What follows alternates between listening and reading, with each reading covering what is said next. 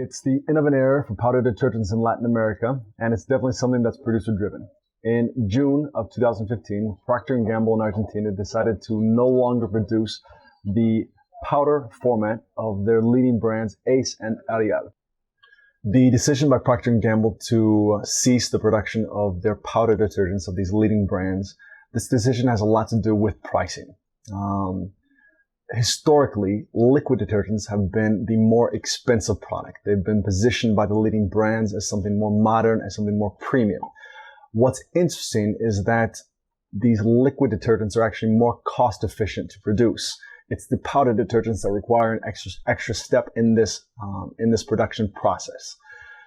Why is this so interesting in Latin America? Well, we've seen a huge increase in the number of households that have washing machines. We've seen the leading companies spend an enormous amount of money in advertising and marketing these products.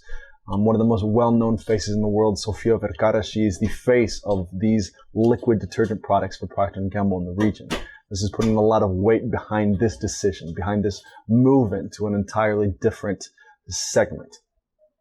The decision to move to an entirely liquid detergent-based portfolio also has a lot to do with the number of brands available in the market.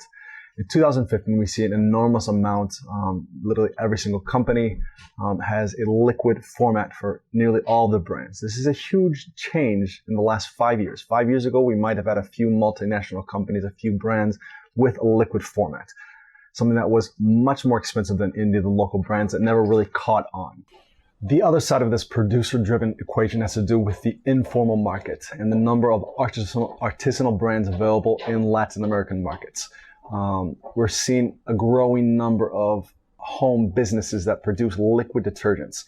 A lot of the times they'll sell their product within their own packaging, with their own brand name, with their own production information. But a lot of the times we'll see illicit products, false products that are essentially using the logo of Ariel or Ace or any of the leading brands, and passing their artisanal product off as one of these formal, more universally recognized brands.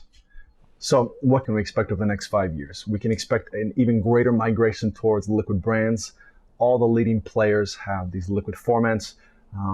Prices are going to become even more competitive. Consumers are going to become even more familiar with these products. They're going to try them. They're going to like them. They're going to like how it looks. And we can expect an even greater migration. The leading country in Latin America, Brazil, in terms of the percentage of liquid versus powder, is leading the way. Behind that, we have Argentina and Chile. Companies are taking note of what's happening in these countries, and we're sure to see this trend spread throughout the region.